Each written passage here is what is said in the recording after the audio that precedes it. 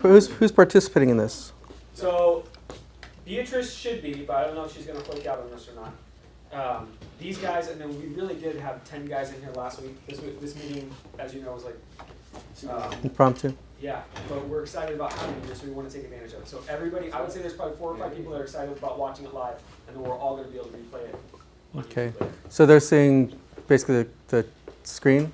Is that what They'll this? see the screen and hear you. They'll see the screen. Okay. They'll hear Okay. your voice. That's all. All right. All right. So are both of you or not? No. Christine is No? not, the girl back there is not in here in this group. Okay. We got another guy on Beatrice the way. might be. Okay. Yeah, I can text him. He had to go work out. All right. So Worn out what? with quotes. Okay. Who's done anything on computers before? Yeah. Any you guys either? Either of you guys? I mean, you can answer too. It doesn't even matter if you're here or not. What kind of things have you done? What have you done? Games, Just real minor coding, just for the heck of it. I've been to Norwich University on cybersecurity training courses already. Love doing this kind of stuff. Know basic coding. I know basic C++, really basic C++. Basic command line stuff. on where? Windows, some Linux. Kali Linux is what I did over in Norwich. So Okay. How long did you work on that? I still have the system. It was a 1-week course, but fiddle-farted around with it for a couple months after that. Okay. And you? Nothing like this really, just games and stuff. Just gaming. But he's a total nerd. Okay. Yeah, nerdy. We're also Yeah. trying to make him smile. Yeah, Okay. as a word. And you? Anything? Nothing. I don't even do games. No. But you use a computer though, right? Not really. You don't use a computer for anything? What do you use a computer? I Just being different. You have one in your Okay. pocket. Oh. Okay. No. But I mean, you don't really. You're just kind of more curious about doing this. Is that Yeah. okay? All right. Well, basically, I wanted to get an idea. You said you did some sort of software development, right? Or coding. Just barely a while ago. How long did you do that? Not that long, like a month. Okay. All right. So most everybody's starting out mostly at the same place. Who has heard of Linux before? Yeah. Okay. Who here? Well, I guess what's the primary platform you guys use? Windows, Linux, Windows. or Mac? Windows. Windows. Windows. Windows. Okay. All right. So in this thing, if we're talking about security, which is what the goal of this whole thing is you have to understand, first of all, what's the point of it, okay? And as we were just talking with your instructor there, is that really the more information you know, the better off you're going to be.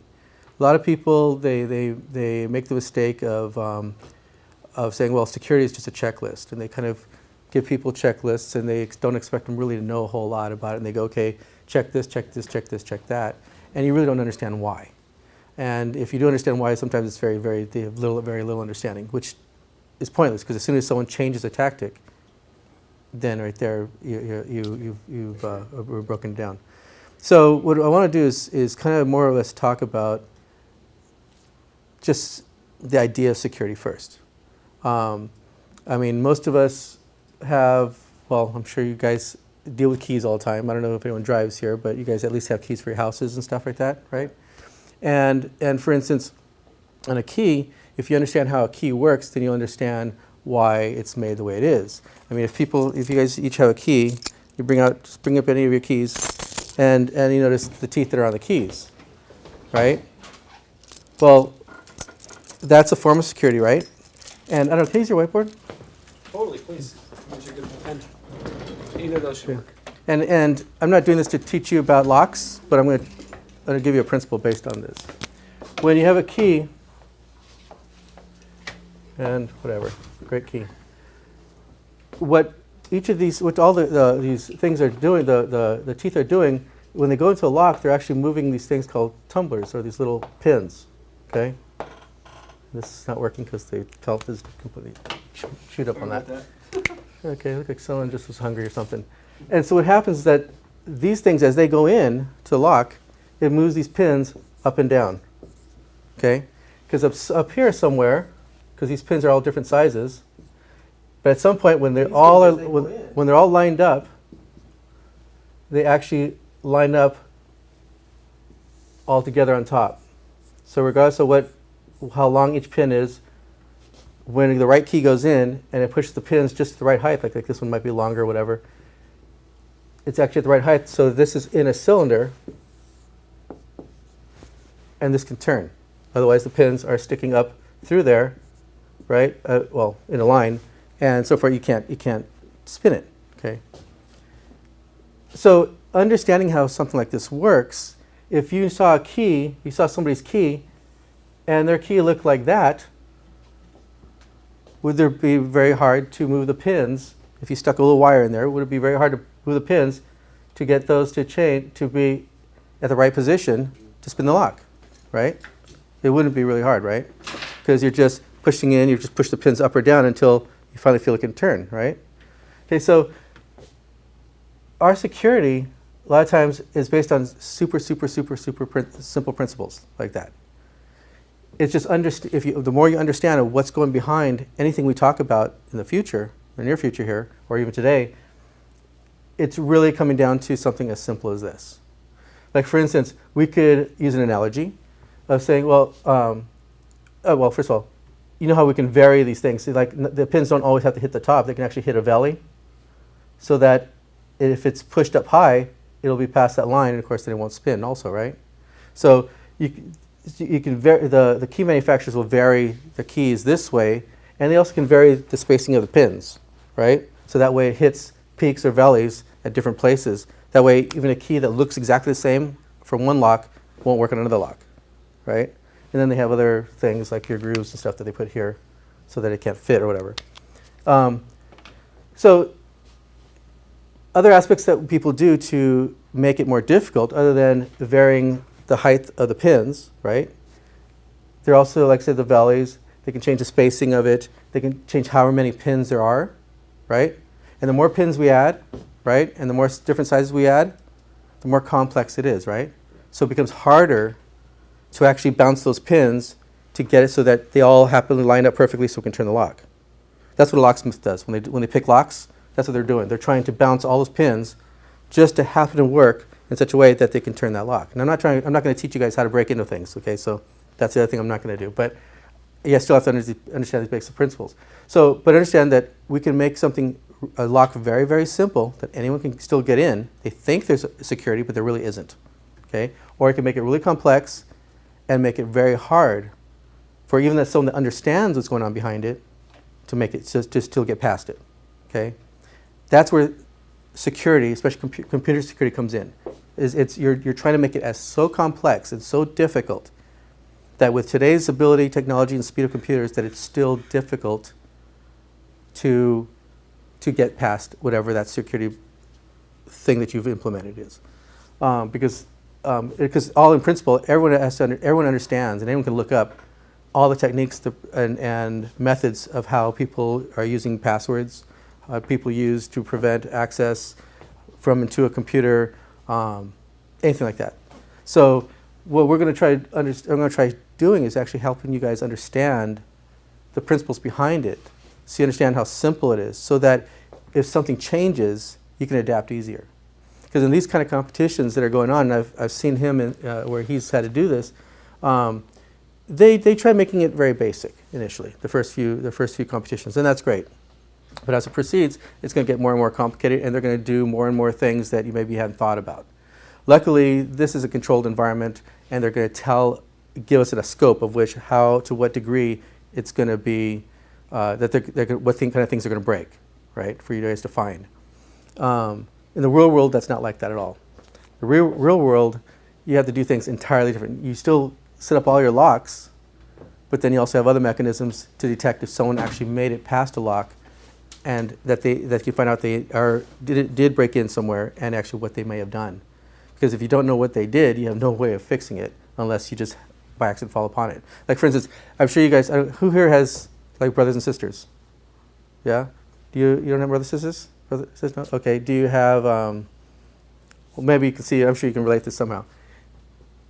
If you have something that's yours, and you know that you don't want someone to mess with it because maybe you're in the middle of doing something with it, or you just like it neat or whatever, if you come back and you can detect generally if someone's modified it or someone's been in there, right?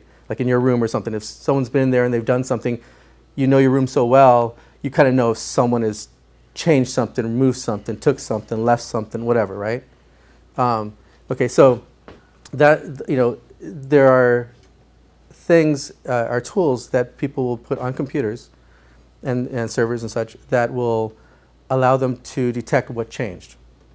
But by the same token, the way you guys will be able to determine if something is different is if you know it better.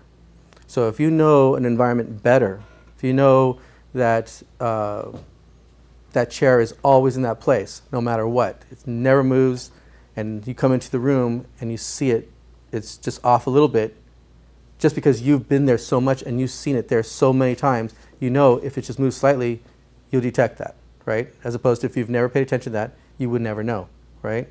Okay, so knowing your environment is going to be that important also, okay? So what I would like to do is, of course, there wasn't a whole lot of time for preparing anything here, because, that is, I want to, I guess we can start into, I want to make sure that everyone can understand stuff. How much do people, you guys all use websites, right? Yeah. Okay. How much, do you have any understanding how that works? How it works from the time where you bring up your browser, what that address is meaning? Yes, we went thoroughly on that. In Oh, you did? computer science. Oh, okay. Basic understanding. Did you guys go through that? Were you involved with that or no? No, they weren't. Oh, okay. All right. All right. We know how the mail system works, right? The U.S. mail. Okay, an address. You guys have to write. No one does this anymore. I know. No one does regular U.S. post anymore. But you guys know you have an address for your house, right? Yes. Okay. And when someone were to send a piece of mail or a package or something, if you order something on Amazon, right, you have to get your address so they know where to bring it to, right?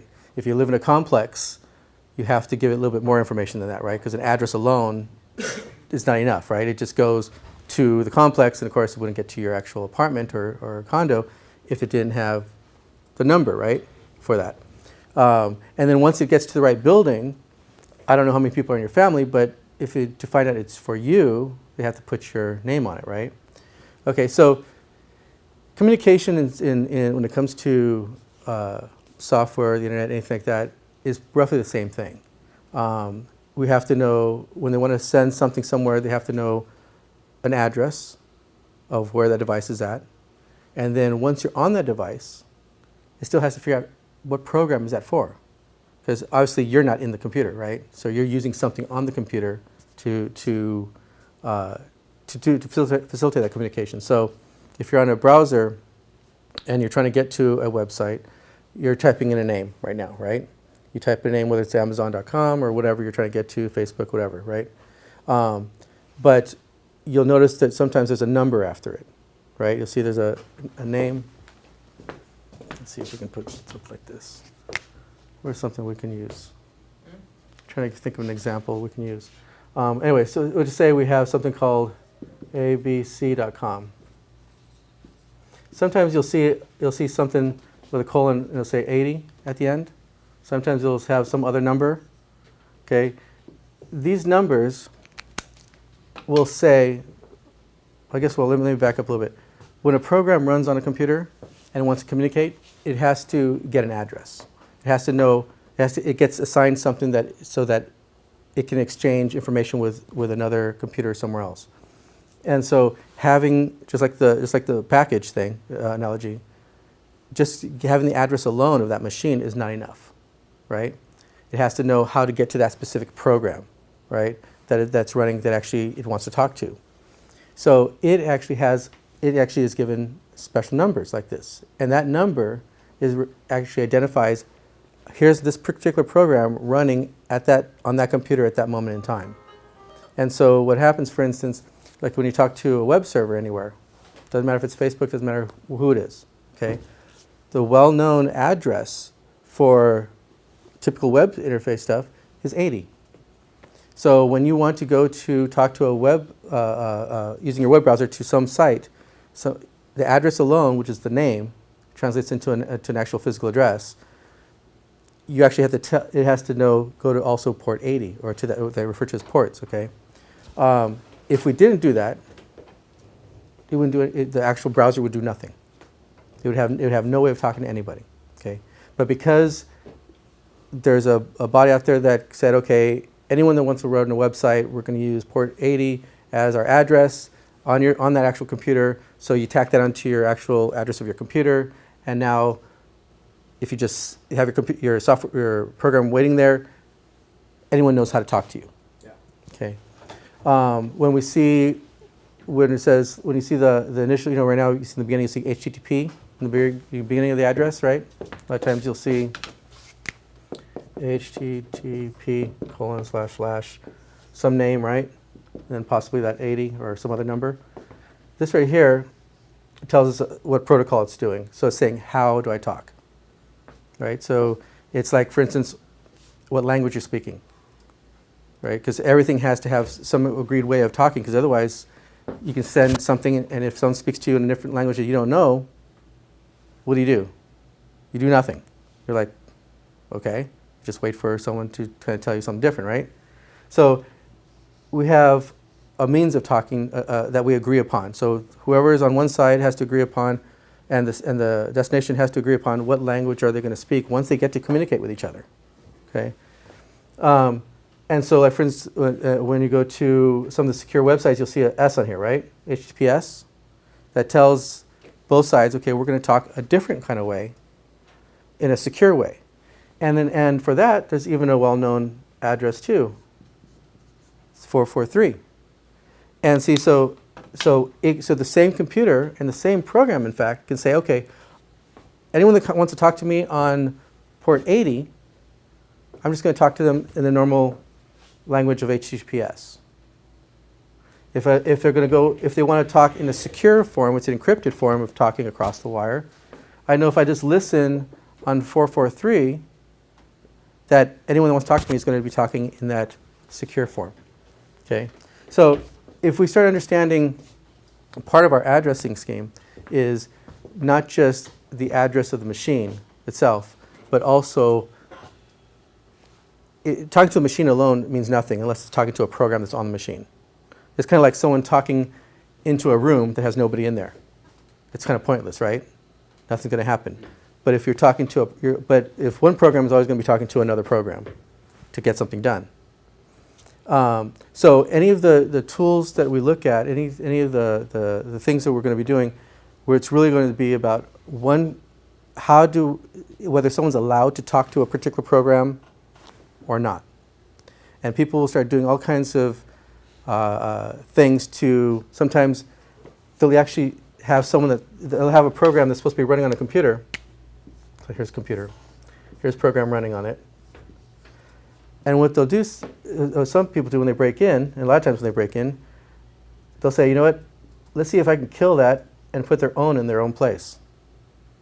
So if they put their own program in that place that's not supposed to be there, other people are coming in, sending their sensitive information or their personal information to this. They're thinking they're sending it to here, but they're sending it to this fake one, right? That took over your address. It's like someone actually walking up to your house, the postman coming up and delivering a package, UPS delivering a package, and you've heard this on the news, where people walk up and they grab the package and they take off. Okay, they weren't their intended recipient, right? Yeah. Okay, the person that sent it thought they sent it to the right person, thought it was intended to going to get there, right? But when it got there, it actually went to the wrong person. So, just eraser. Okay. So understanding those kind of principles is really the most fundamental part of this, of all security, of all computer security, because you have to know the address, and you have to either break communication by either substituting yourself in there or taking over someone's communication. There's only 2 points for people breaking into a computer. One is either just to see if it can be done, which shouldn't be done still, because you still get arrested for that, and people that do it for personal gain, right? They either want to prevent someone from carrying out something, or they want to get personal gain for getting information or something from it. Okay. Nowadays, before it wasn't as bad as it is nowadays, because now everybody's personal information is on there, right? Everything from your bank information, so it means your money is all accessible online, right? Your personal information online, even your grades, you name it, whatever you have. If you thought you're doing awesome in school and you're getting, 4.2 or whatever, and you're just doing really great, and someone goes in there and is able to mess around with people's stuff and start changing people's randomly change their names or whatever their IDs, and you find out your grade average is actually a 1.6. Well, wait a second. I worked my butt off. I shouldn't. I should have a +4 above that. Well, and you go, well, that's not right. That's not fair, right? Because what happened? You just worked all that hard, and then you have nothing to prove it, right? Because everything's online. For students, that's a big deal. For people in business, it could be, or families, all their money that they got in, they work really hard all week long, for months at a time, weeks at a time. Finally get a paycheck, turn around, you go to get that money to go buy some food or something, and it ain't there, right? That's why it gets really, really hard. That's why when you hear on the news about certain companies, people breaking into certain companies that have weaker security, that where they walk in and they're able to pull out of their databases all these customer information, all their credit card information, right? And they do two things with that. They have two point of buyers for that. One, sell the cards to someone so they can actually use them and steal the money. And other people takes all their personal information and they sell their identity stuff. That can damage people really bad. So that's why security is actually an important thing. It's actually a field that will never ever end. It's kind of like software development. There's always going to be new stuff, so you always have to develop new stuff. Hardware, same thing, but security is always going to be growing more and more, because the more that you remove the responsibility of an individual person and you start relying on something else to protect your stuff, someone has to ensure that that's actually working. And the way the computers change as fast as they do, all the technology and everything, it means that there's more ways to get into it. There's more ways to break into it, more ways to abuse it, more ways to, but then it also means more ways that we need to protect it. Okay. What I talked about so far, is it all understandable so far? Does it all make sense? Yeah. Okay. How much, well, I found out just yesterday that much of this, but I found out yesterday that your first competition is the 11th, right, November? Is that correct? Anyway, what that means is that after today, that's only if they only meet once a week, that's only 4 meetings. And however many hours that is per meeting, that's not a whole lot of time. We've had 2 meetings in between our last meeting and our next meeting. Okay. So we have scheduled Wednesdays, but it seems like we're probably going to be getting together more often than that. Well, you have 3 platforms, right? Mm-hmm. Okay, you have Windows, you have Cisco or routers, and then you have Linux, right? Okay. What I'm hoping is that a lot of the principles, I don't believe in just teaching checklist stuff, okay? And for your first competition, we'll probably have to rely on checklists, okay? Because we just don't have enough time. But I'm hoping that the principles you learn, and this is one of the reasons I even said I would even consider doing this, is because when he started doing it in the past, I didn't agree with some of the ways they were trying to show things, because they basically said, here's what you do and not why. And consequently, at that time, if you asked him or anyone else in that teaching environment, if you want to call it that, had no idea why they were doing any of it or how to do it. They kind of knew, I got to change the stuff to protect the password, but they really didn't understand what is it really doing behind the scenes. I'm hoping that if we do this, and I'm able to continue to do this, that what you guys would end up learning is learning enough that would carry over to Windows, to Cisco, or to any platform that you ever have. I don't care what it is, or in the future. If you're writing software, if you're here doing stuff and you're writing your, apps for your iPads or iPhones or Androids or just for a regular Mac or anything, even Linux, that you understand a lot of these principles, and it would allow you to do pretty much anything in the future, or at least be able to carry that and be useful for the future for you guys. What time is it right now? How much time do we have? 4. So we have a couple hours. Well, how late we're here till? 6, 5, what? A lot of guys will leave at 4:30, 5. I'm leaving at and 5. some people Leave stay a at little bit 6. longer than that. Okay. Okay, do we understand, I guess I can start the basics of a machine, a computer. Do we have any idea how your computer in front of you works, or what you're looking at when the screen lights up? In which aspect? I don't know, what do you, The LEDs. if you had to describe to someone real briefly what allows that computer to work, or how are you interacting with that computer, how would you describe the basic large building blocks? Super huge balloon box. Yeah. A computer is a system that is able to translate series of ones and zeros into. Okay, that's too low level. I want to go higher than that.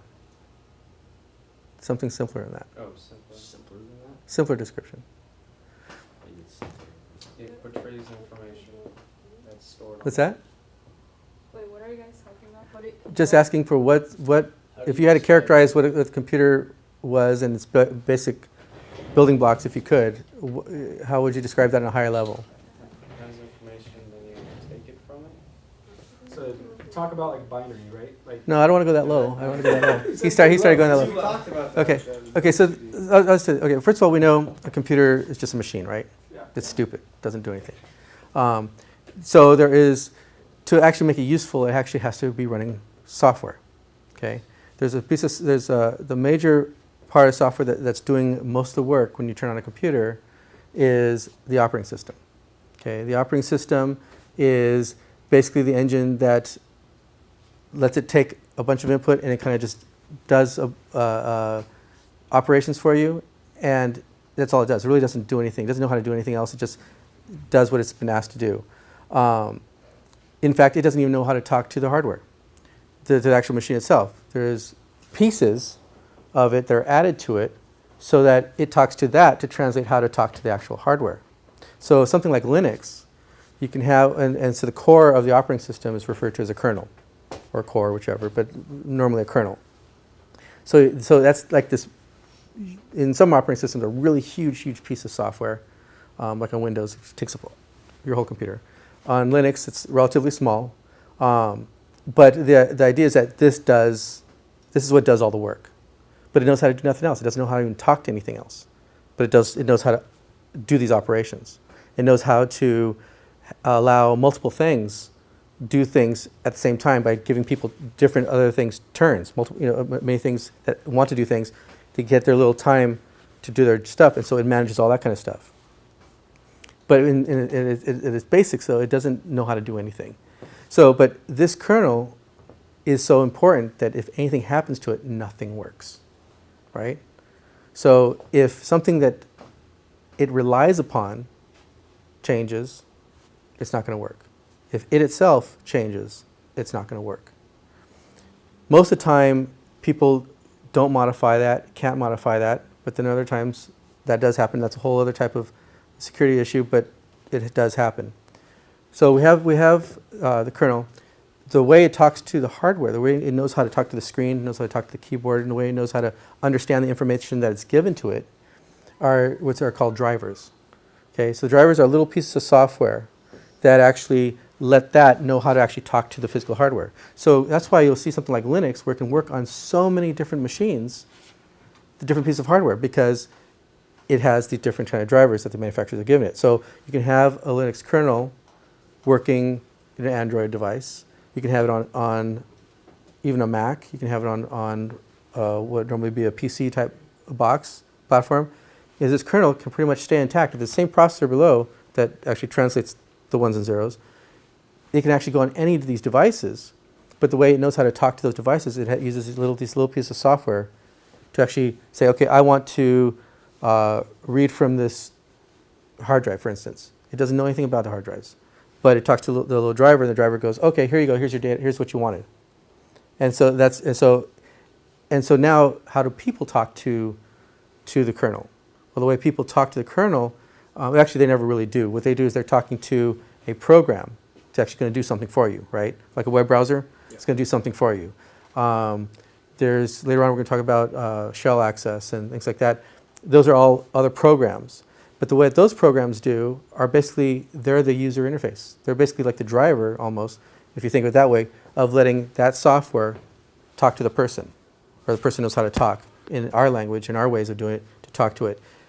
That program will then be talking to another intermediate thing, but basically it's doing the work to talk to the kernel to ask to have things done. See, so we have all these different components. So we have the kernel, we have this little piece of software called drivers, which talks to the hardware, right? And then we have this user interface of some sort, which allows the person to talk to the computer, right? Actually, the user interface is really usually a program.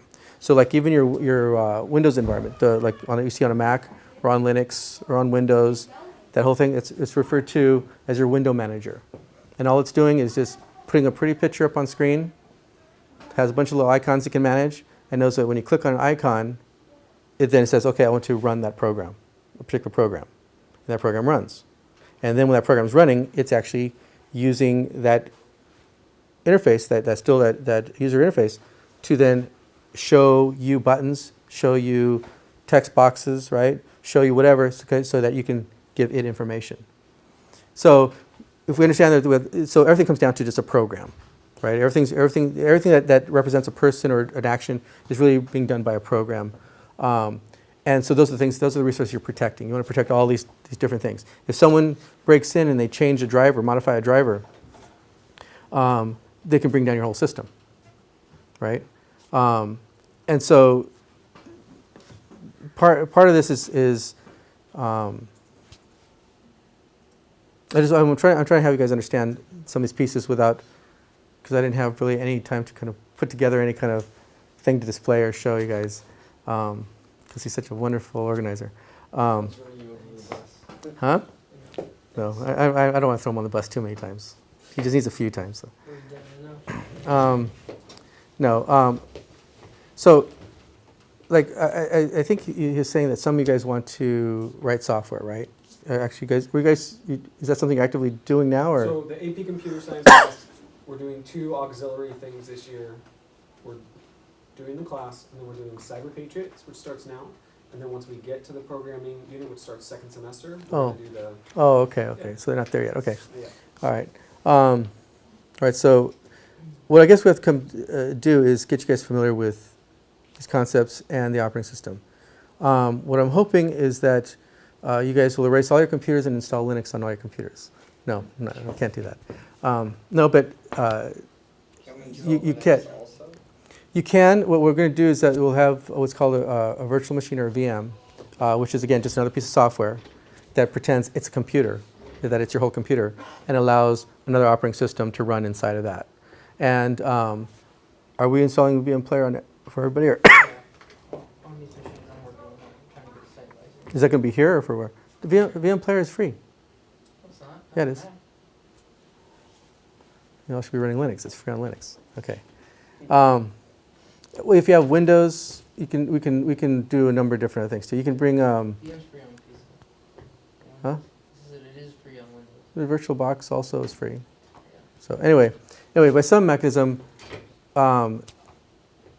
we need to have you guys access Linux, get used to it, and get really familiar with it. And then we'll start talking about the pieces of how to even use it and how to get around in it. The CyberPatriots wants to use a particular distribution. Well, I guess I should cover about that. Linux is free to the entire world. Okay, all the utilities that come with Linux, which are kind of called Linux, also really isn't. And I'll give you a little background on that, so you just have an idea of how this even came about. Linux is just the operating system, nothing else. All the utilities that make it possible, all the utilities that all Linux is basically it's a copy of another operating system called Unix. But Unix was super expensive, and so Linux is an absolute free version of that, which is why it's so used everywhere. Mac OS X is Unix based. It's not Unix, but the core of it, the kernel of it. Yeah, it's actually a derivative of what's called Berkeley Unix, which was a BSD systems. but we'll, if we talk about the history of that, then that's going to take another long time. So we won't go in that. But anyway, but Linux, what I want you to understand is that Linux is free. It's an operating system, but it pretty much is just the kernel. All the supporting utilities that are around it actually were being developed before Linux came around, because there were many people out there that were going to develop a free version of Linux, but they first were developing all the utilities. And Linux just happened to fall in just about the right time. Another free attempt at creating Unix was Berkeley Unix. The problem is it had too many pieces of the original Unix in it, so therefore it couldn't be completely free. And so the timing of Linux coming on scene just happened to be just perfect enough that all the people that were already around the planet that were already developing all these different things to create a free version of Unix saw that. They said, that's a good starting point. Let's just take off with that. And that's why it's a world effort. It's actually, the whole open source thing is actually one of the kind of neatest things to have seen to happen, because the overly commercialism of software for the longest time prevented people from learning as much, because you couldn't just grab a copy of it and start working with it and start writing software for it and all this stuff. But now that we have Linux, we have this, now that since it's free, it takes too much effort for people that don't know how to use it to grab all the different utilities, right, and the kernel, and to kind of put it all together for themselves.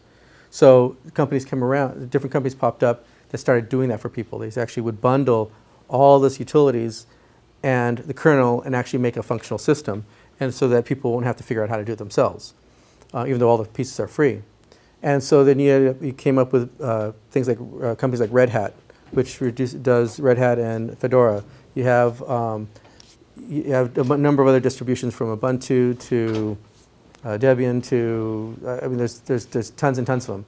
The one that CyberPatriot wants to use is distributed by, they call it Ubuntu. And basically the only advantage there is that the people there that packaged it made such efforts to try making it as Windows-ish as possible, or between Windows and Mac. And all the distributions have some degree of that, but they actually spent all their time, or a lot of their time, just to do that, to make it easier for people to use, so that it was familiar to them. So they saw their icons there. They see the control panel looks like a Mac control panel. They see a little taskbar or menu bar like they are used to on Windows and on Mac. So they tried making it as simple as possible for people to use. So at the desktop level, it is probably one of the more popular ones, I should say. And so CyberPatriot has kind of decided that's what they want to base this on.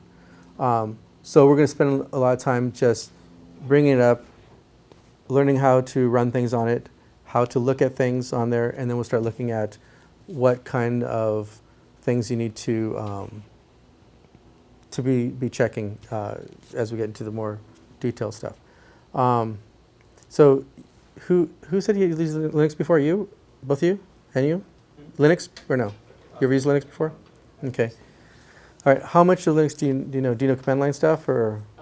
Very, very basic command line stuff. We had to use the command line to configure certain stuff like that on the system when we first got it, but never really got deep into it. Okay. Windows command line. There is a. I was noticing that thing you sent me. It had like a PDF. Maybe I have it on my phone drive. Of I tried giving us a little overview of Ubuntu. I'm thinking maybe we'd try doing that. What I wish we could do here is, what I really wish I could do is have Ubuntu running on every machine that each of you guys is in front of, Yeah. and actually be able to tell you stuff and actually let you guys click on it and actually walk through it yourselves. Because telling you about it is just going to go right through your head. It's not going to do anything. And me showing you it on screen is also going to be kind of useless. If I'm showing you and you're actually doing it, then you guys will actually be able to absorb it. So, is there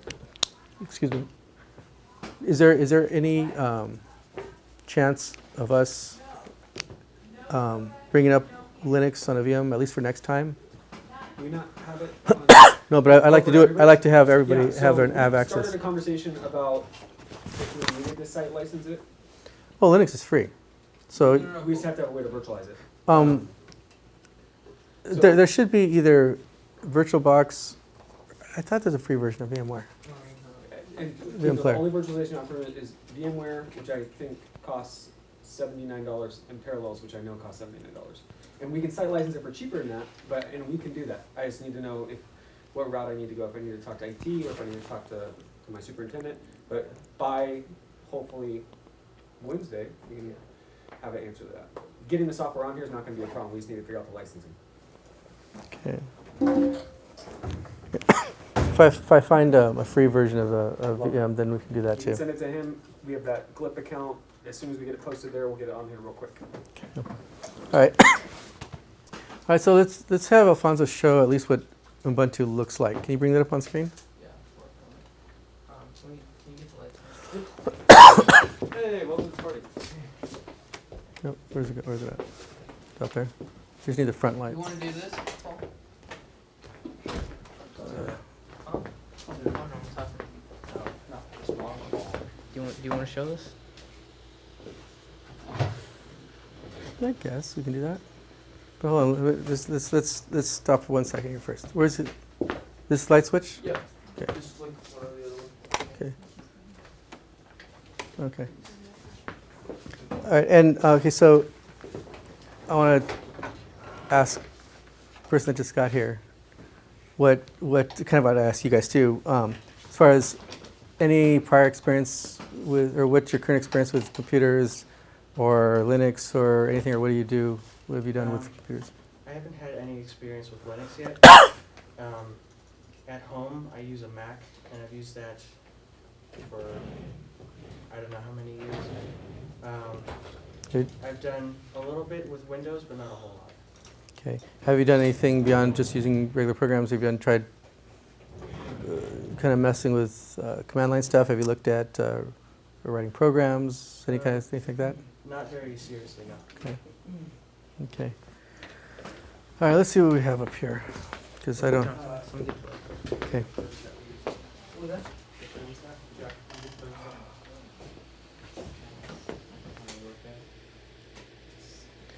All right. So unfortunately, I missed a little bit of it, but I don't know.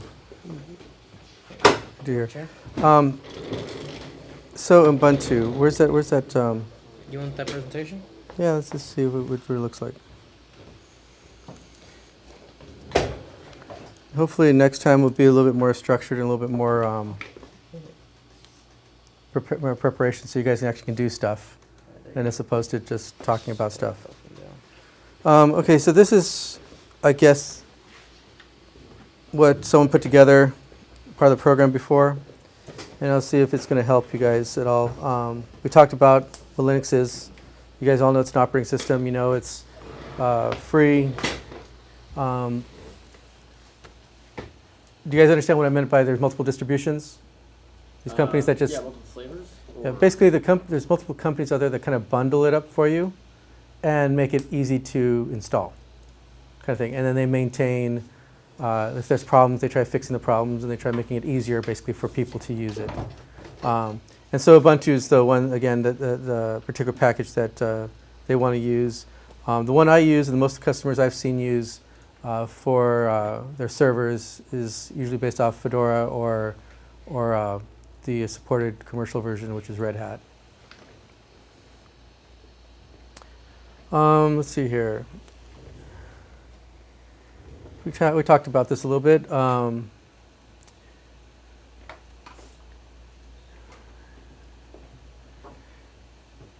As far as Linux, if people are not familiar or haven't used it, it pretty much does exactly the same thing that you're familiar already with your Mac and your Windows. In fact, it could be a complete replacement. The biggest thing that probably prevents more people from using it or accepting it on a more wider basis as their personal computer is that there's so much commercial software that is written specifically just for Windows or just for Mac that won't work on Linux directly anyway.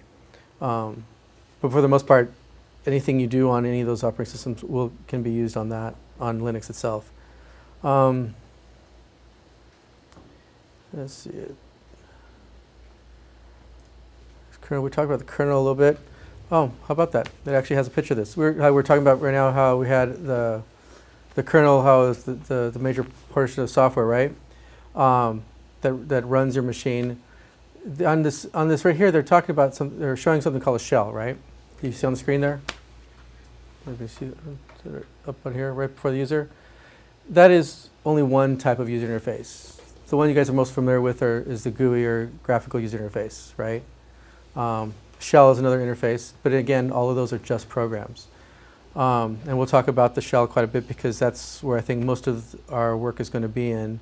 And it also lets you have, it's a little more efficient as far as getting stuff done, I think. Let's see what else do we have here. Okay, these are talking about the different packaging packages out there. This is all marketing stuff. I don't want marketing stuff. Technology concepts. Let's see what we have here. Okay. All right. Under any kind of Unix environment, you have the idea of users, which are privileged to deal with themselves, their own resources, and then you have something that's referred to as root. And that's a special user, which basically says that it has control of running and doing anything on that machine. So whoever is basically logged in as the root user can literally erase the entire machine. They can do anything they want, and they're not going to be prevented from doing it. It's just going to happen. So when you see any kind of security issues, generally what they're trying to do is they're trying to become root. Okay, so when someone that's not supposed to be on that machine gets in the machine, their goal is to become this root user so that they can do whatever they want. They can install their own programs to substitute, to fake out that, have their program run instead of what's supposed to be running. They could be going there to damage stuff. They can go there to steal information. They can do anything. When you're root, you can pretty much do anything on that machine. And so when it comes to security, when it comes to Linux, especially, but it also applies to other operating systems, is that the rest of the users are referred to as non-privileged users, because all they have privilege to do is to deal with their own resources. So, like for instance, stuff that's in maybe your own desktop, your own documents folder, your own stuff. You can do whatever you want to it, but you can't affect other people's information, right? So, for instance, if on a machine we had, a couple different people on there using that users that are on that machine, and they each have their own account. Generally, one person's log in. When they log in as one person, they cannot modify anything that's the other person's unless they've shared it. So the goal of anyone that wants to break into any kind of Unix type of machine is that they're going to want to become root. So part of security is prevention. Okay, so you'll notice that as we go through this, there's going to be lots of system programs that run on behalf of the system. Things that, for instance, whether it be a web browser, whether it's something that does scheduling, whether it's other utilities that the system uses, that they'll still try setting them up so they run as a regular user. That way, if someone were to compromise that service or that program, right, that they're still a non-privileged user. If you have, but again, their goal ultimately is that how can they use a system account or some sort of account to become root. Because once you're root, then you can pretty much do whatever. And so that's pretty much the goal of almost anything that breaks in or tries to break in. And there are some exceptions to that because sometimes they just want information when they break in. So that's something that we're going to be dealing with quite a bit. There are, well, we'll see what else this thing wants to talk about.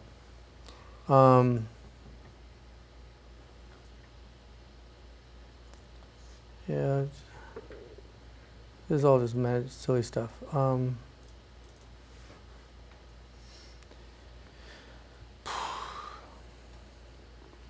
Yeah, what I'd rather do is, this is just time filler stuff.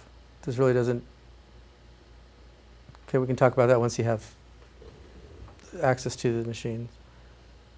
I'm just trying to see if there's something that we can, that's of use in here. There's nothing of use in here. Okay. All right, let's turn the lights on.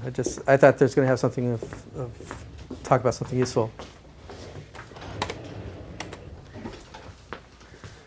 All right, so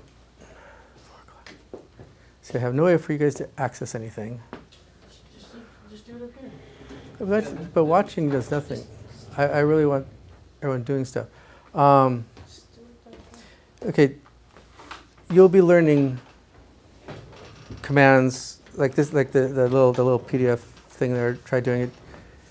You're going to have to learn how to see what's installed, how to install stuff, how to update stuff, and those are real basic commands.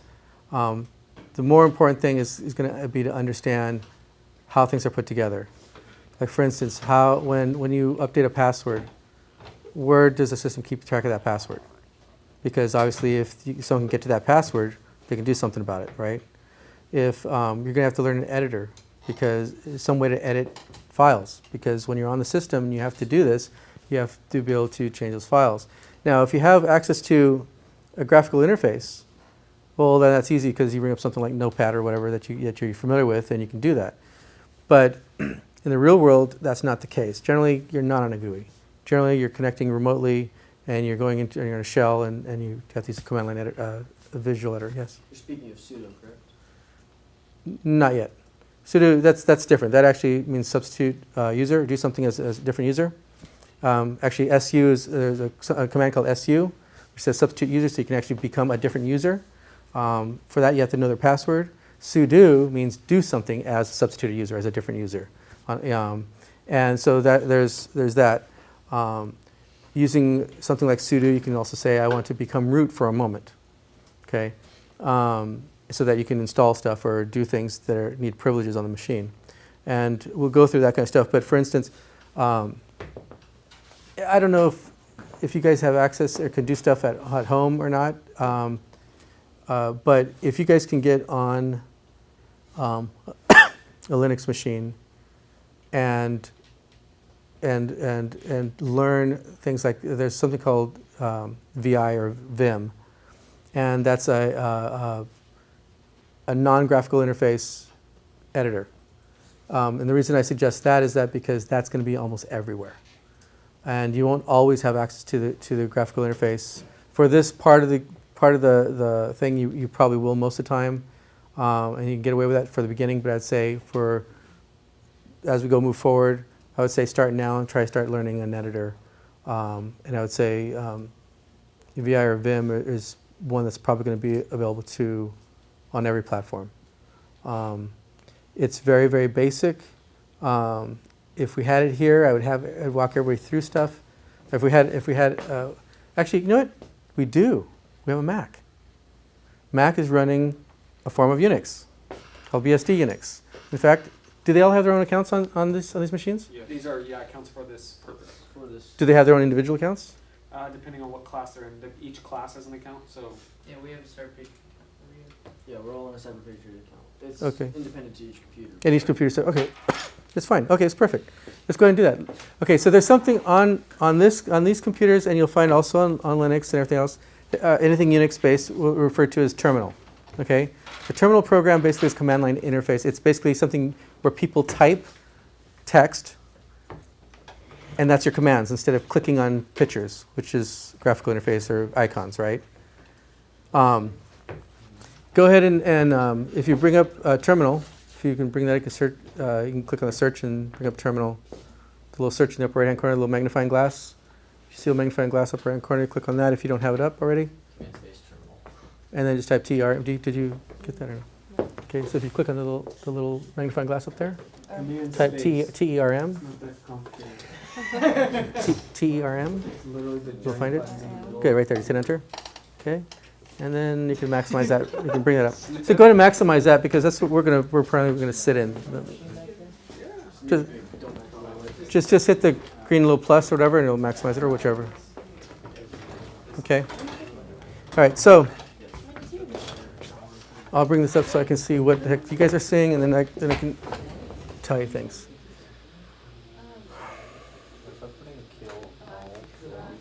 Yeah, I'm not gonna do this. I'm gonna do. Let's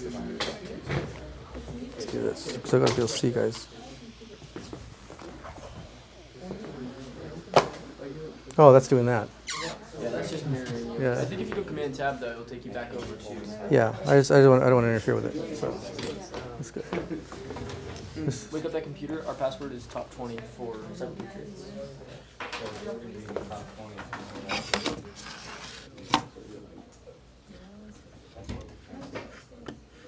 1, 7.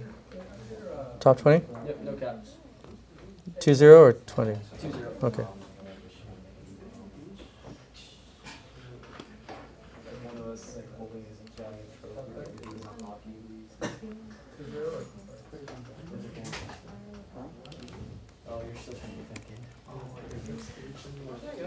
We can't put that on. Oh, we can. We can't put this on screen, huh?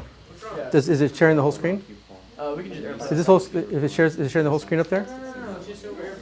We're not running better. But do it off here because what do you need? No, I want on Windows. I mean on Mac. Oh, it's sharing their whole machine. Your screen. Oh, okay. Oh, we can do that. Okay, so what do you guys have for?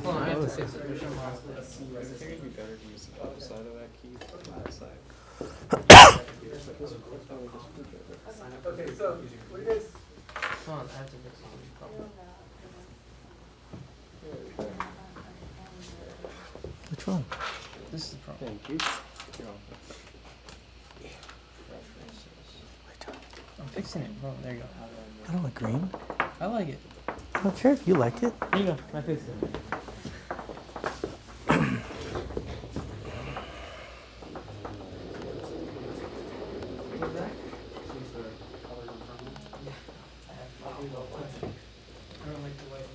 Okay.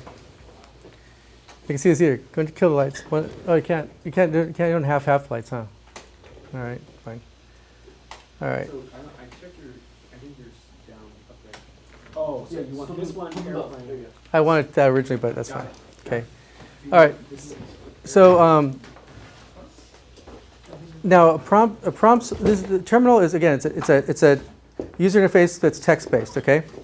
I don't know if what you guys have on your prompts. Let's see.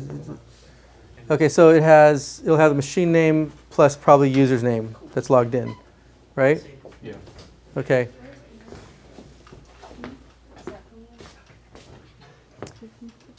Yeah, there's no lights in here. The easiest way to find it, again, just hit the little magnifying glass in the upper hand corner, and just type TERM, or unless you're trying to go somewhere else, that's fine. Okay, so what I'm going to do up here is I'm going to, hopefully you guys, I don't know if can you see that or do I need to make it bigger? Yeah, we can totally see it. You're good. How's that? Is that better? Yeah. Okay. All right, so some of these commands you're going to find out that are also available under Windows. PowerShell. And the reason that is because pretty much Microsoft tried copying Unix, but then they changed stuff. So, but you'll see some of these commands are the same. For instance, there is when it I don't know if you're familiar with, you guys are familiar with folders, right? And you can have subfolders in there. Yep. Okay. They're also referred to as directories. Yep. Okay. And so folders or directories are hierarchical, right? So you can have folders within folders, right? The top level folder or the one that contains everything else is referred to as root, or the root folder. Okay. And the separator, when we're talking about folders, when we're talking about a command line type stuff, the separator you'll see is a slash, a /.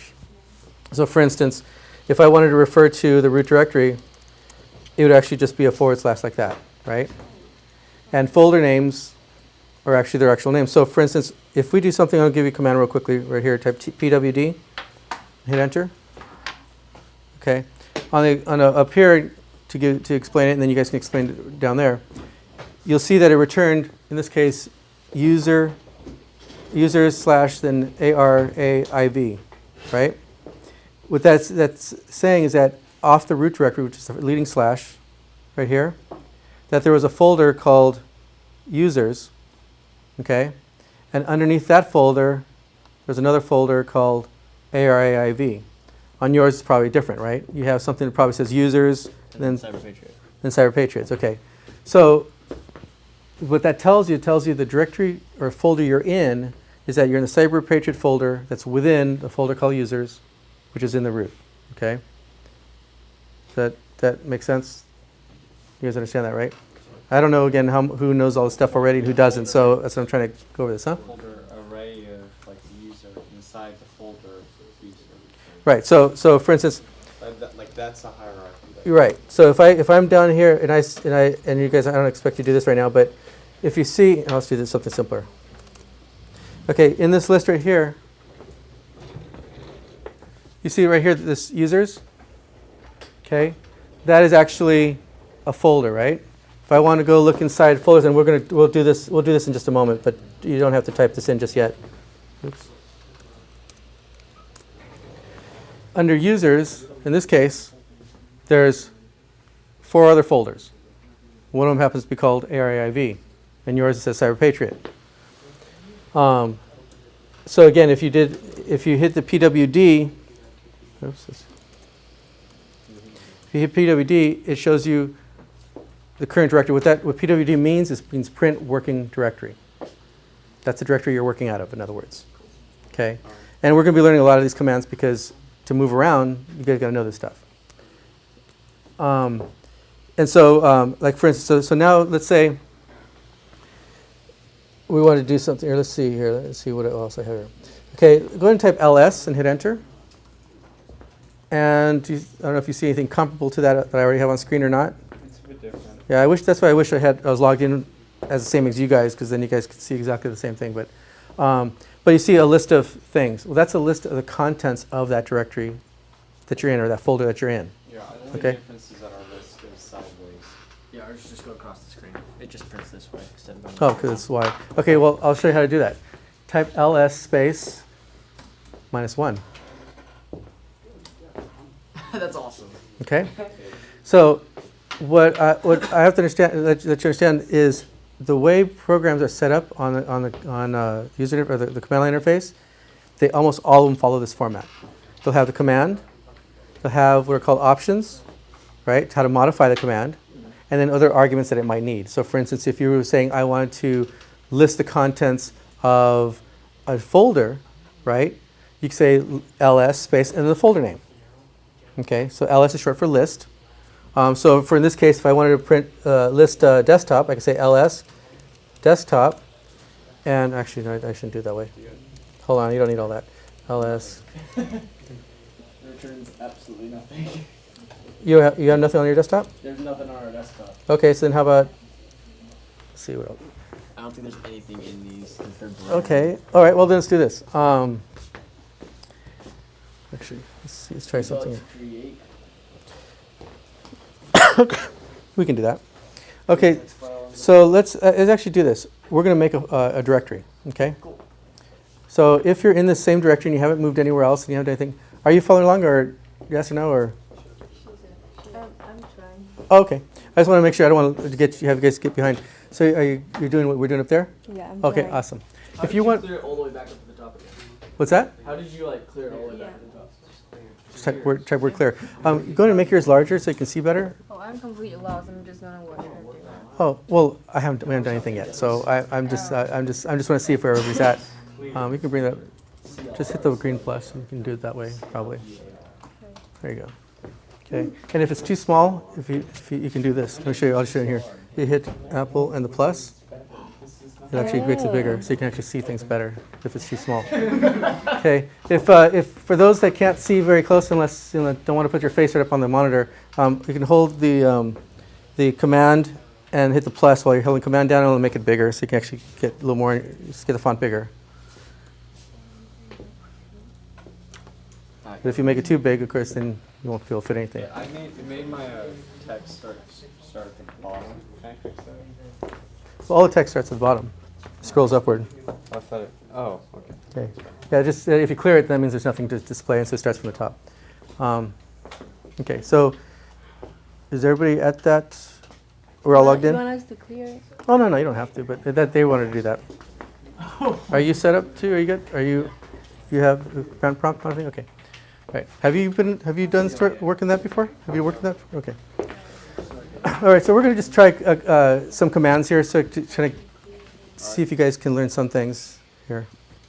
And if you guys are already familiar with some things, go ahead and tell me what you're familiar with, because I don't want to waste people's time.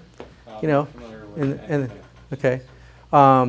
So, like for instance, like say if we did the PWD before. So if you go ahead and just try that one more time, PWD, and hit enter, and you're going to see something that says something like /users/CyberPatriots. Is that pretty much what everybody sees? Yeah. Okay. So now if we go So /users, that's the folder that we're in. So we're going to make another folder within that. Okay. So let's call it test. All right. So the way we make a directory, it's actually pretty simple. And people that wrote Unix or write these kind of things always fundamentally they're kind of lazy too, because you don't want to repeat the same thing over and over a lot. So the command is actually mk for make, dir for make dir, make directory. Under Windows, they kind of shortened it, and they have the same command, but they called it md, but nonetheless. So if we do a make dir test and hit enter, right? If you got no errors and nothing came back and yelled at you, then you probably made that folder called test, or whatever you typed. Okay, the way we can check that is right where we are. Go ahead and type ls. Woohoo, it's there. And do we see that in there? Yep. Is test on yours also? Yeah. So now Okay. Did both of you get that, or okay? Okay. And you did too? Okay. So now if we want to actually look in test, right? You can say ls space test. Okay. Which should come back with absolutely nothing, because we have nothing in there right now, right? Okay. One thing we can do is we can actually, who's familiar with redirection? Does anyone know what redirection is? Okay. Redirection in computers is you can actually get the output of one command and send it somewhere else. So instead of coming out to the screen where you can see it, okay, we can send it like to a file, we can send it to another program, we can send it other places. You can redirect output, you can redirect input, and you can redirect what's also called standard error. So what we're going to do here is we're going to do let's see what would be good. Let's just try this. Here's another command that we can, if you guys want to copy this for a second here. Echo. So you guys can see what I have on the screen here? Echo hello. And just say, and just enter. Batch files. Okay. Except you don't need to put an @ sign in front of it. Okay, so do you guys all say echo hello? It's okay. So we're going to do the same thing now. Okay. Oops. But we're going to do something different, okay? So get to the point where it says echo hello, but don't hit enter yet. And tell me when everyone's got there. All right. Yep. Yeah. You guys too? Everybody has echo hello, but did not hit enter yet. Don't hit enter yet. Okay. All right. So now if we do this and we know greater than sign, we're not going to do math in here right now, but you guys all know the greater than sign? Yep. Okay. Greater than sign. Now we're going to actually do something different. Type the word test. So it should read exactly like this right now. Let's see if I can make this bigger for you. Okay, so we should have echo, hello, greater than, test. Always put spaces between everything, okay? So echo space, hello space, greater than space, test. Does everybody have that? Yes. Yep. Okay. And we're going to then after that slash right there, Yeah. put, how about that? So you guys can copy that line exactly the way it is, but don't hit enter yet.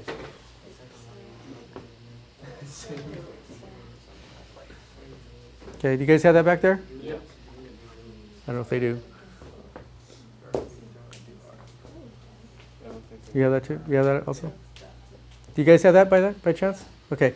If you do this, and now you hit enter, if you have it exactly like that, you'll notice that nothing got sent to you. Before we said echo hello, right? And then it said hello back to you, right? But you didn't have. But now that we did this, nothing came back, right?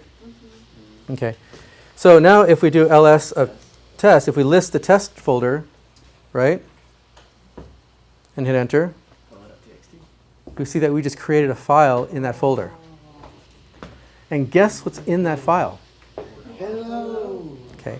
So we're going to see how to read what's in a file. The simplest form is there's a utility called cat, C-A-T, which actually is short for concatenate. And I'll explain. And do we know what concatenate means? No? You have an idea? You guys have an idea what concatenate means? Okay.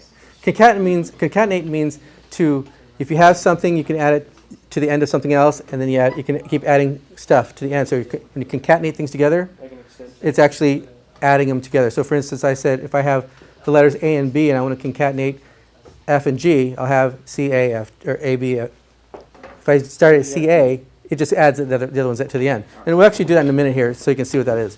But cat also, if you have nothing else, it'll actually show you what's there. So if I say cat, test, hello.txt,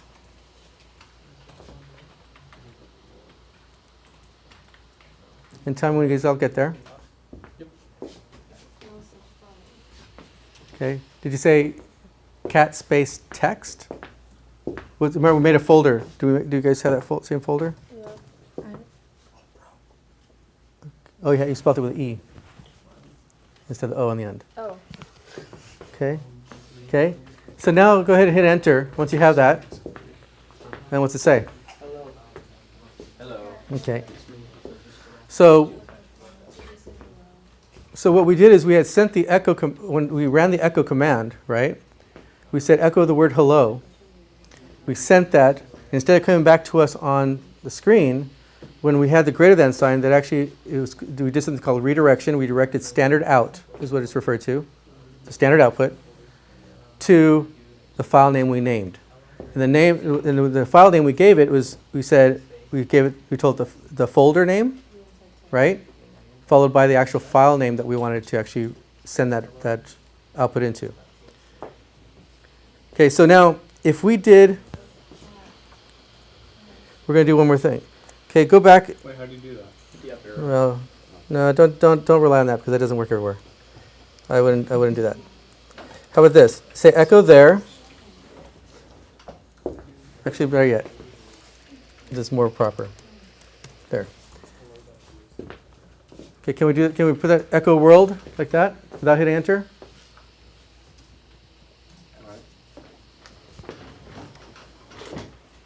You guys got that also? Okay. And now I'm going to show you something a little bit different here. You know how we had a greater than sign before? Okay, this time I want you to put two of them in a row. Up in the ante. Okay, no spaces between them though. Then a space, and then put test.hello.txt again. So you can copy that exactly. So echo space, world space, greater than space, test /hello.txt. Tell me when you guys got that. You got it. You guys back there got that too? Yeah? Okay. So now go ahead and hit enter. And you realize you did not get anything back on the screen again, right? So go ahead and use the cat command like you saw last time to see what's in that file. Hello world. On two separate lines. You all get that? See, get that too? So if I type CAT, test folder,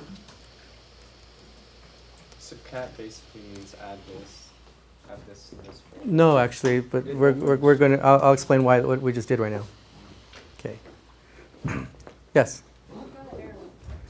Okay, that's always good to have errors. That means you're trying something different. Okay, what do you have here? Cat test hello.text. What was the command you did that? You did. Okay, so what you're missing is, that's correct. Let's see what you have. Type ls. Enter. You don't have that directory. So you didn't have the directory when we first made it, is what happened. So just type mkdir space test. Enter. That's okay. So now if you repeat the same command, then so if you go back to say echo hello, space hello. Okay. So if you hit enter, it just does that. But if you hit echo hello again, and then space. Space. Now greater than sign. Shift period, yeah. There you are. Space. Test. Then a / because that's and then hello.text. Because that means in the folder called test, we have a file called hello.text. Enter. So what we just did there, instead of getting the hello back, it actually sent it into that file. Oh. Is what we just did. Okay, and so what we just did right now, we did the exact same command. So you could type hello, space, world, space. Now 2 greater than signs. There, space, test, hello.text, / hello.text. Hey guys, I put open test and it brings you to the actual file. Okay, enter.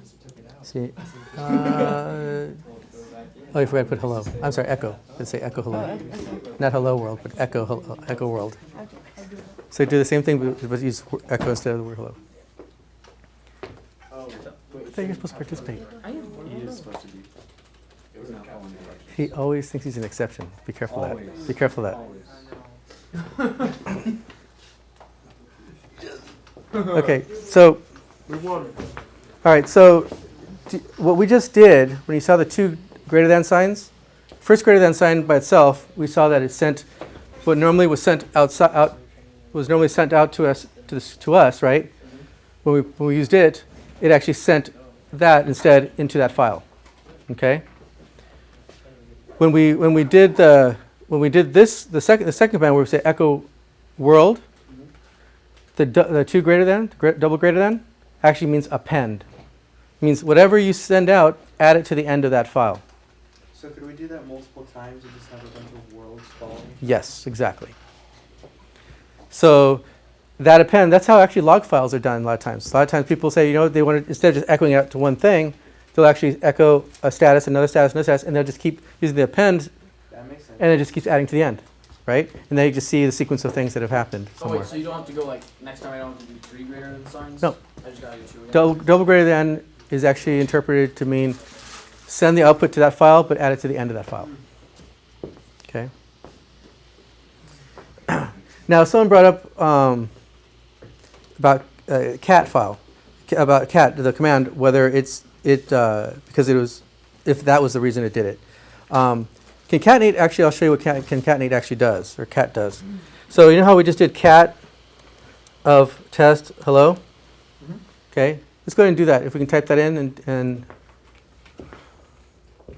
if someone is not sure what to do, then just let me know. If we got, so tell me when you all got that line. Yep. Yeah? Okay, go ahead and hit enter, and you'll see shows what we had before, right? What we expected. Okay. Okay, if we do the exact same command again, right? So we're going to do one more thing. I'm going to do this.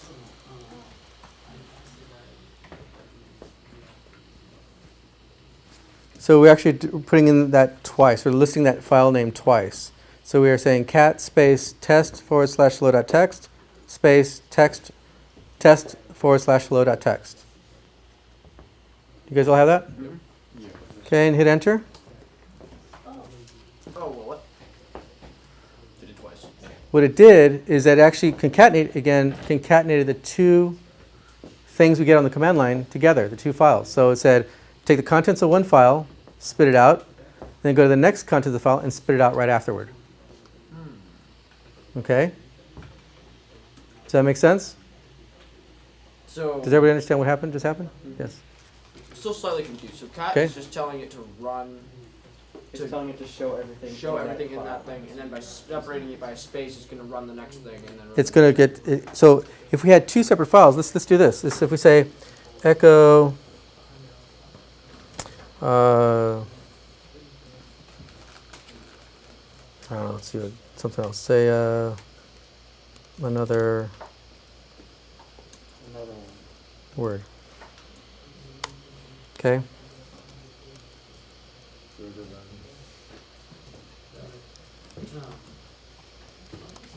How about that?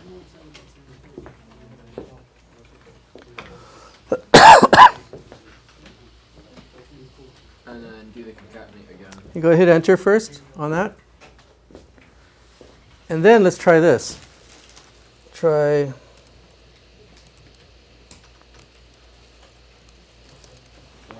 This is awesome. Can you guys see that from down back there? Because it's kind of low on the.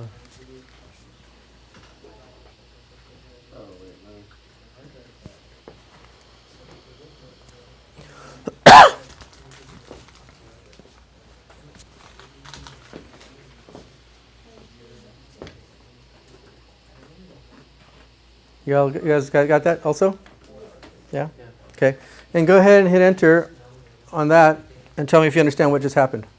So it concatenated the two of them together. And so it opened hello.txt, and then in the same directory, it opened file2.txt right after one. And it sent the output of both back to back to standard out, or where we can see it, right? Yep. Okay. Did that work for you guys back there too? Yeah. Yeah. Okay, so now I want you to do this again and tell me what you think is going to happen. It's coming from an error. It's going to say that file doesn't exist. Okay. Go. Let's type this in verbatim, and tell me what you think is going to happen before you hit enter. Oh, wait. And It then it's might- just not going to come up with anything. No, because the greater than sign is going to stack it. So it's going to add it to. It's going to add file3 to file2. And then cat is going to stack it. What do you guys think is going to happen? Probably wrong. You haven't. What do you think? What do you think is going to happen to it? I don't really know. Okay. So Might add another file. okay. So right now we know we have one file called hello.txt, right? Yeah. Okay. And then a minute ago we just added another file. We created another file called file2.txt, right? When we did this command over here. Where is it at? This one right here, right? When we did this command right here, we created file2.txt, correct? Okay. And then we did this command, and we said cat is the program name, and we gave it the two arguments, hello.txt and file2.txt. We told it two file names. We gave the program called cat the name of two files. When we ran that together, it actually took the contents of this file and that file and put them together, spit them out together, right? Okay. So now we're doing the same command now. Now though we're saying greater than that file name. So go ahead and hit enter, and let's see what happens.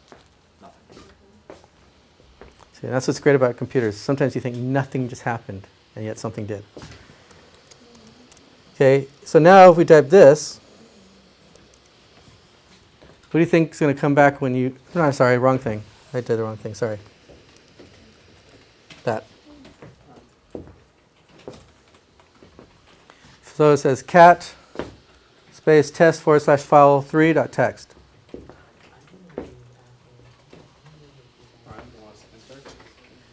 And what do you think is going to come back before you hit enter, if you can predict it? Or that file doesn't exist. I already did this, so I'm not going to Okay. All right. So go ahead and hit enter and tell me what you guys got. It molded the two together. Do you guys get that also? Or? Let's see here. Command not found. Okay, yeah. You want to say, let's see what you have in test. We'll say ls space test. Are they too loud for you guys? Are they totally? No. Okay, so then let's type CAT space test / Why does that have to have the full file 3.txt. I honestly think they're biting off. I think they're sawing off. Okay, enter. Spontaneous. Okay, so the only thing we hadn't done is it's interesting what you did here. Okay, so what we're going to do is retype this command over here. I'll show you. Thank you. Can you do this, retype that command? I'm gonna watch this on YouTube later, so I'll be able to Okay, catch it. all right, Thank you. sure, thank you. Bye, everybody. Thank you for coming. So this one right here, just if you can do that one first, because they need to catch up because they had mistyped something. I don't know how you managed to do that though. That's weird. So did you do that already? And then once you've done that line, do the next one. Bye. See you, Jack. Bye. Learn to smile. Learn to smile. Guys, we'll just bombard them with smiley faces in the chat. Dude, what? He'll Is that reply a with peace like a sign? straight face. What? Is that a peace sign? Peace? Your, I mean, say? Yeah. Pretzel. Oh, it looks like a peace sign. Do you know what a peace sign is? It's an upside down cross.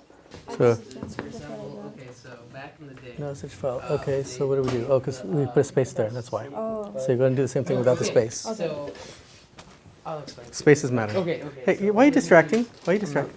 Seriously. We'll talk about How come you're not sitting down at a table? I'm fine. No, I think I get it right here. I'm not fine. We're good. You're fine. You're fine. Let's go. We're gonna talk about this afterward. All right. So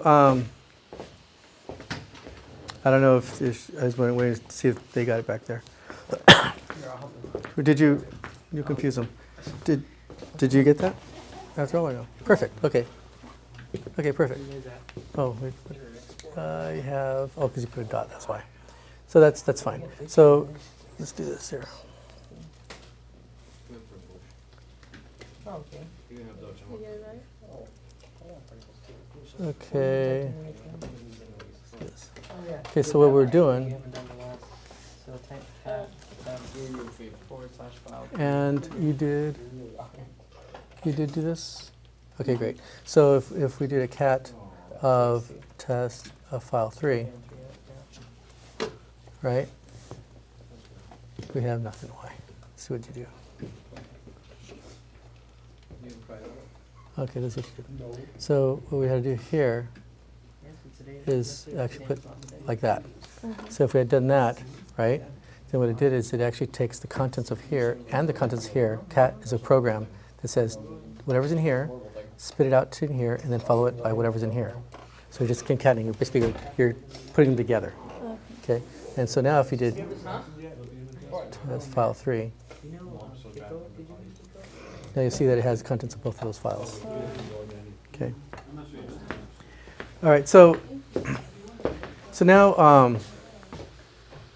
so you understand what cat did, concatenate did, right? Yep. Okay. All right. So right now is 5 o'clock. There is a whole bunch of commands that you guys are going to have to learn that are like this. Commands they have the same, all commands are like the same form. They have whatever the command is, okay? You'll have options, which means they're not mandatory to put in there, but options usually starts with a hyphen and something, okay? And some sort of thing, and then other arguments that it might want, okay? So an example of that right now is like, remember we did ls, right? And we have -1. -1 means do it in a single column, okay? And I'm going to show you where all that stuff is hidden, okay? You say man for manual. And we're going to do something simpler because ls is a super long command. Man cat. Man cat. Wow, that's still super long. I don't know. I said it before. LS is huger than this? LS has billion commands, billion options. But see, so what it's showing you here, and this is true for every command in Unix, almost every single command. Okay, you have the command itself. It'll put in square brackets all the options.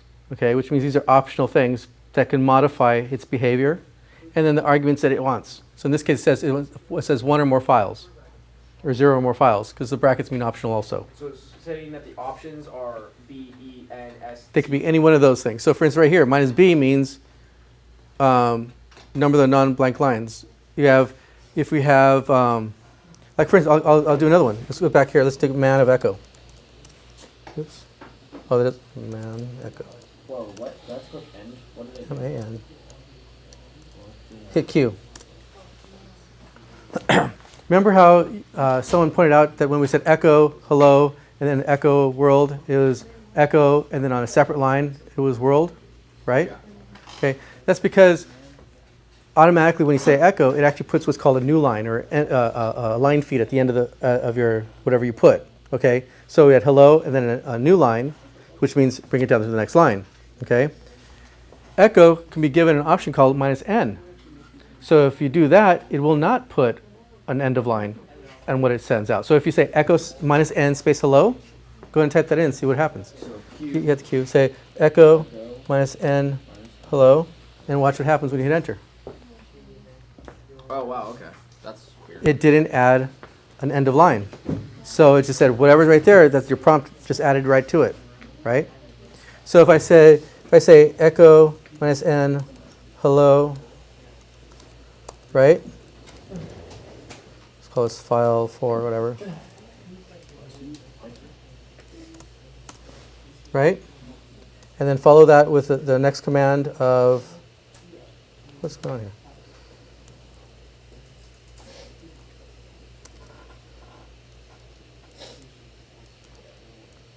Let's do this. Any quotes? Space. You haven't seen this yet, but do this. Echo, quote, space.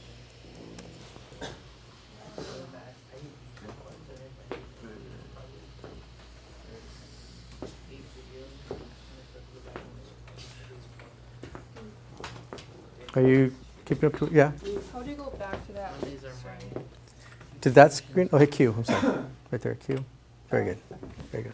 Q, yeah. There you go. One more time, Q. On you. One more time. There you go.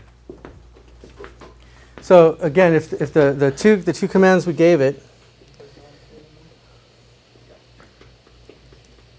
was that command,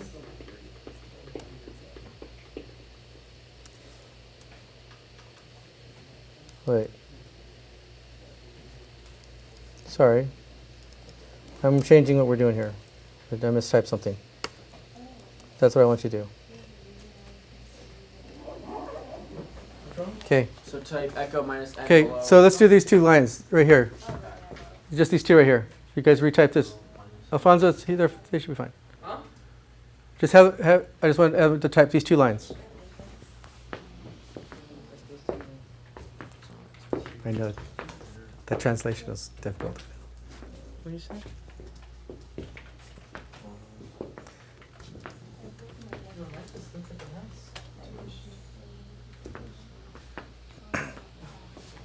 Okay, who's done the two commands already? Boom. Done. So what would happen if we cat on those two? Would it? Okay, well, we're going to do that in just a second. Did you guys do that, the two commands? You said file. Yeah, because we forgot the greater than sign. So actually, we're missing a couple things here. We're going, where's control? Control. So you need to get, oh, it's the ARA thing is not. That's part of the, I'm sorry, that's part of his prompt. Yours is CyberPatriot or whatever. So this, what we want to do is this. We want to say echo. This kid's stealing my food. He's stealing my food. And then -n, and then, oops. And you want to say that file and file 4. We're going to make file 4. So we're doing like that. Okay. So that's the first command. Okay. Do you have that also? Yeah, I got it. Okay. So if you do the first command, which is this one,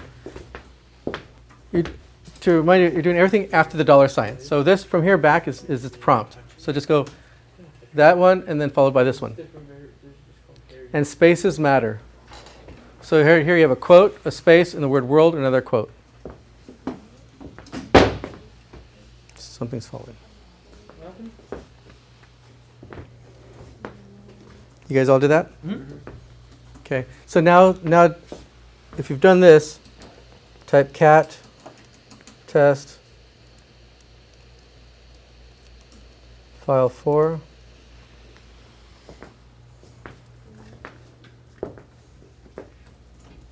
So did you get those 2 commands after all? Did you get to do those 2 commands?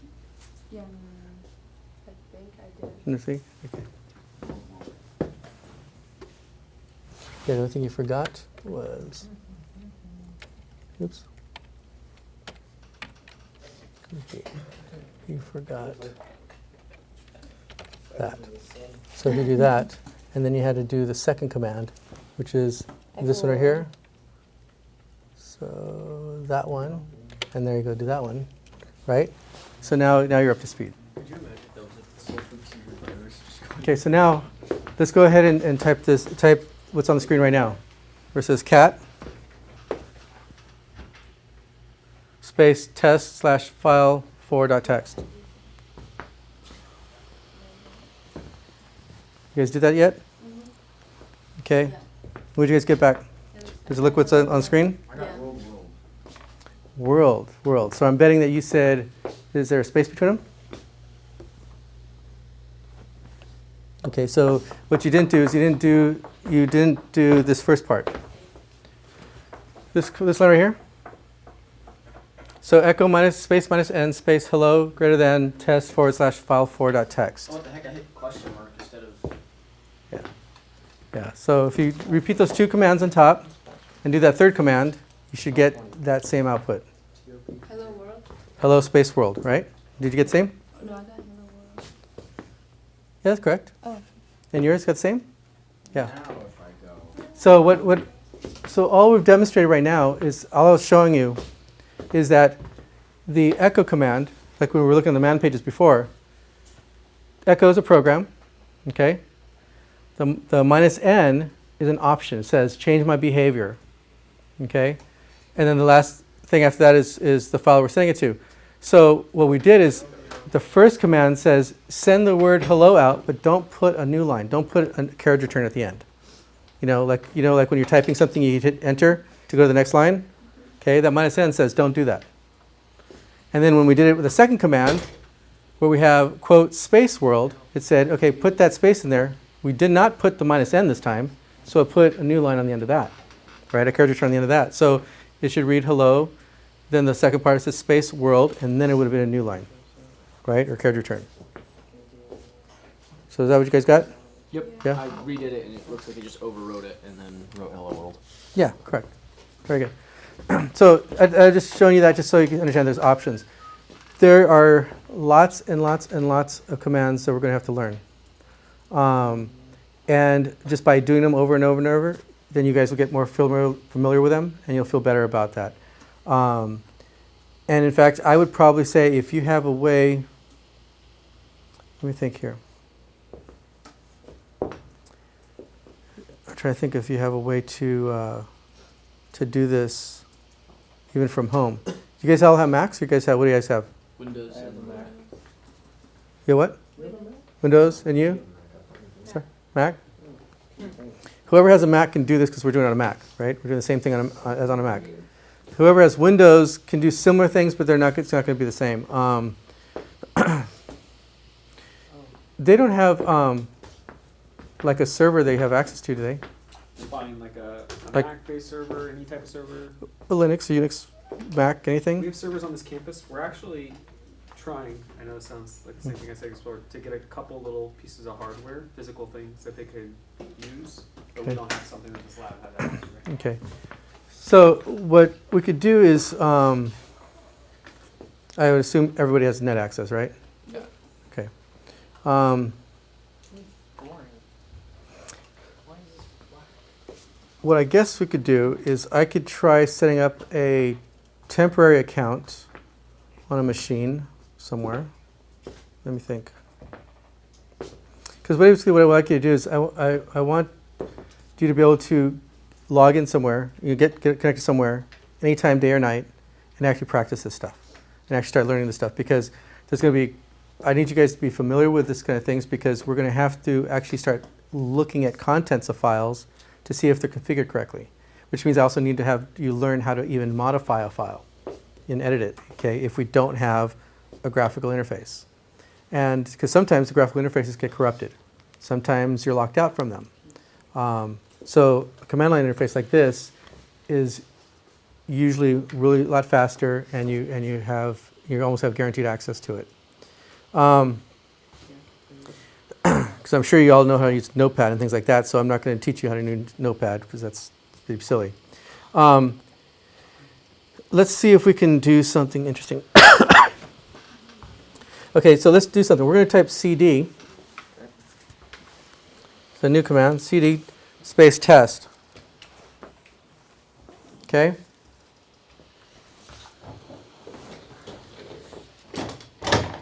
Tell me when everybody do that. Yep. Okay.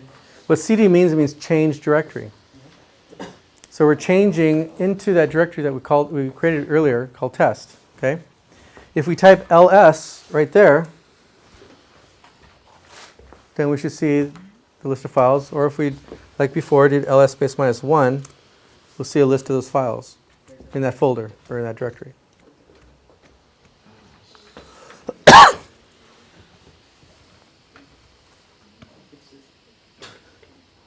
There you go. Alfonso, I hope you're helping and not distracting. So, do you guys do that already? Yeah. Okay. All right. So now, let's do something here. It's called. Let's see here. Okay. All right. So let's do this.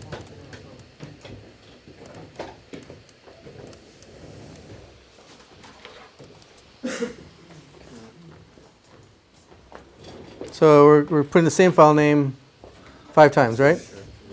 So cat space hello text space hello text space hello text space hello text. Actually, Oh, wait. So after that colon says test, it's telling me I'm in the directory of test, right? yes. Okay. So I shouldn't try to do No, we cd start from the $sign forward. See the $sign up there? Yep. Okay. Anything after that is what we type.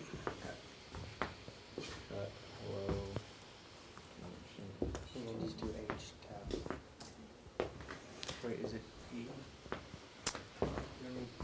And if you notice, when I don't have to type the whole thing, it's because I mistype. I'm a very bad typer. You can type the beginning of the file name and hit the tab key, and it does what's called completion.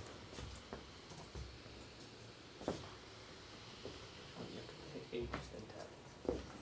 But if you had like a directory with 1,000 files that started with an H, and you did that, it could get really messy. You guys got that? 5 times. Hmm? Do I typing? Okay, yeah, go ahead and enter if you want. Okay. Oh. You see, so one of them we mistyped. You have that word that right there, word cat. You didn't have to do that. So just hello, hello, hello, hello, and then hello. Okay. You didn't have to get that. So we're gonna retype it in right now anyway. You had the same thing? No. Oh, did, Oh gosh. I'm sorry? I think I did something wrong. Okay, let's see what you got. Excuse me. Okay, that happens because you have a quote and it doesn't have the finished quote. So if you put a finished quote, actually the same kind of quote, it actually would end right there also. Okay, or Control C, but we can. And I had to leave. Okay, yeah. I'm probably going to. I'll probably send out something, and in preparation for next time that I'll probably send out. You guys can read and look at, and then we can try working on. Okay, all right. So all right. So should we call it? Should we call it? Since we already lost 2 people and they have to leave too. Yeah, it's perfect. Okay. All right. So you know what? We are right in the middle of something, but you know what we'll do? We will. I'll send something out, and then hopefully we can actually be more productive next week.